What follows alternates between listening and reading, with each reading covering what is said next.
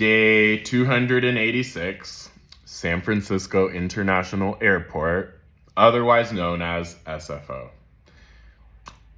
If you've already been to San Francisco, and if you haven't, and you don't know this is really important, really crucial information.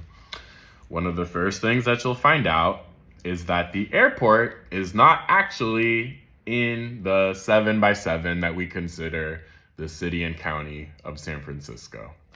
There are a couple of cities in between the airport and San Francisco. I think it's about 12 miles away. And I'm going to say something that's going to contradict what I just said. Even though it's not connected to San Francisco, it's not a part of San Francisco International Airport, technically, it's still a part of San Francisco. Let me explain. So originally, first off, San Francisco is not a very big city. We've covered that and the fact that we're surrounded by water on three sides and a few other things. Again, those things define everything about San Francisco.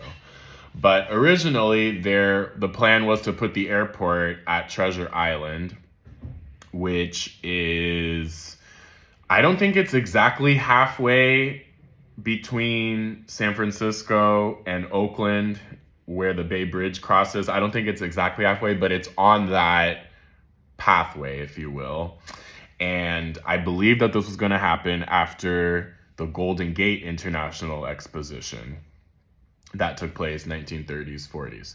So what happened was the U.S. military took over Treasure Island. So that could not be a place where they put the airport. So San Francisco actually leased land in what is now known as Millbrae, California. Look up who that city was named after. It's fascinating. So anyway, the Mills Estate leased, I think, 150 acres to San Francisco to begin this airport experimental project, right? So that turned into a permanent project, a permanent building. And so even though I said in the beginning that San Francisco International Airport is not technically in the 7x7 that we consider San Francisco, the city and county of San Francisco, it actually is, because San Francisco owns that land. Even though it's like Millbrae, San Bruno, South San Francisco, Daly City, Colma, roughly in that order, the cities that are in between there and the rest of San Francisco. Anyway.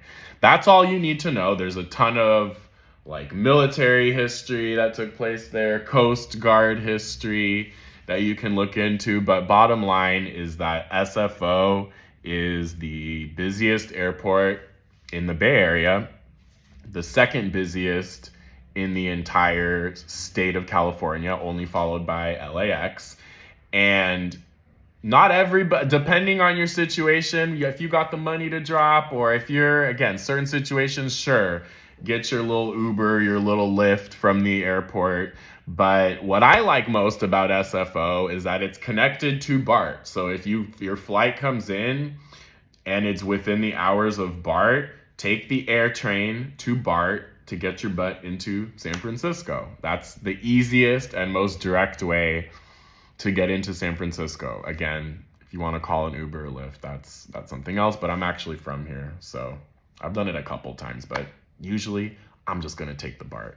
Anyway, that's a little bit about SFO, San Francisco International Airport. The last little plug I'll make is that if you do visit SFO, if you do fly into San Francisco or out of it, I'd highly recommend checking out Harvey Milk Terminal, which is kind of fancier than the rest of the airport, and the food options are better. And yeah, anyway, SFO, y'all.